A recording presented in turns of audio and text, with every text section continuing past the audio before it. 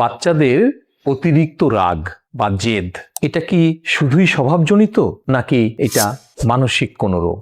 আপনারা দেখবেন আপনাদের বাচ্চারা কেউ হতে পারে বা আপনার আশেপাশে কোনো বাচ্চারা অতিরিক্ত রাগ দেখাচ্ছে, কোনো কথা শুনছে না, বরং অল্প রাগে মাটিতে গড়াগড়ি করছে, কিছুতেই তার কান্না থামাতে পারছেন না, তার জেদ থামাতে পারছেন না। তাহলে এটা কি কোনো স্বাভাবিক ঘটনা নাকি এটা কোনো রোগ?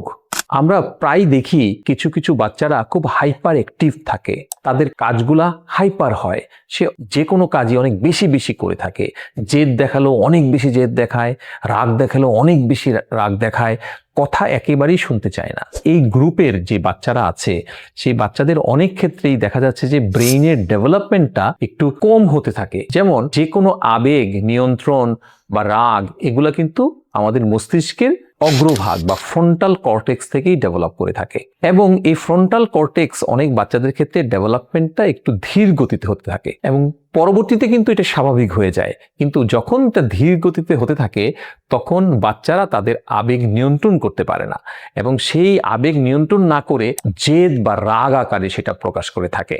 আবার অনেক ক্ষেত্রেই দেখা যাচ্ছে যে এগুলা বয়সের সাথে সাথে এগুলো ঠিক হতে থাকে। আর কিছু কিছু জিনিস আছে যেটাকে বলি আমরা attention deficit hyper activity disorder থাকে, বা অটিজম স্পেকট্রাম ডিসঅর্ডার, কতগুলো ডিসঅর্ডার আছে। এই ডিসঅর্ডারগুলার নিউরো ডেভেলপমেন্টাল ডিসঅর্ডার, এগুলার ক্ষেত্রে কিন্তু অনেক ক্ষেত্রেই বাচ্চাদের ক্ষেত্রে অতিরিক্ত রাগ জেদ এগুলো হয়ে থাকে। তাহলে যদি এগুলার মাধ্যমে হয়ে থাকে বা এগুলোর জন্য হয়ে থাকে তাহলে কিন্তু অবশ্যই আপনি একজন শিশু নিউরোলজিস্ট বা চাইল্ড সাইকোলজিস্টের মাধ্যমে এর চিকিৎসা করতে হবে। সেই চিকিৎসাটা অনেক সময় থেরাপি, যে সাইকোথেরাপির মাধ্যমে হয়ে থাকে। বেশিরভাগ ক্ষেত্রেই কিন্তু এখানে তেমন ওষুধের প্রয়োজন হয় না, কিন্তু বাচ্চার ক্ষেত্রে যে জিনিসগুলোর জন্য হয়ে থাকে সেক্ষেত্রে এখানে সাইকোথেরাপি একটা গুরুত্বপূর্ণ ভূমিকা পালন করে। তাহলে বাচ্চারা যদি অতিরিক্ত রাগ করে বা জেদ করে সেক্ষেত্রে কিছু কিছু ক্ষেত্রে এটা ব্রেইনের বা ডেভেলপমেন্টাল সমস্যার জন্য হলেও স্বাভাবিক ক্ষেত্রেও সেটা করে থাকে এবং সেক্ষেত্রে বয়সের সাথে সাথে সেগুলো হয়ে যায়। কখনোই আপনি এই ক্ষেত্রে অতিরিক্ত শাসন বা বাচ্চাকে মারধর করা বা এগুলো করতে যাবেন না।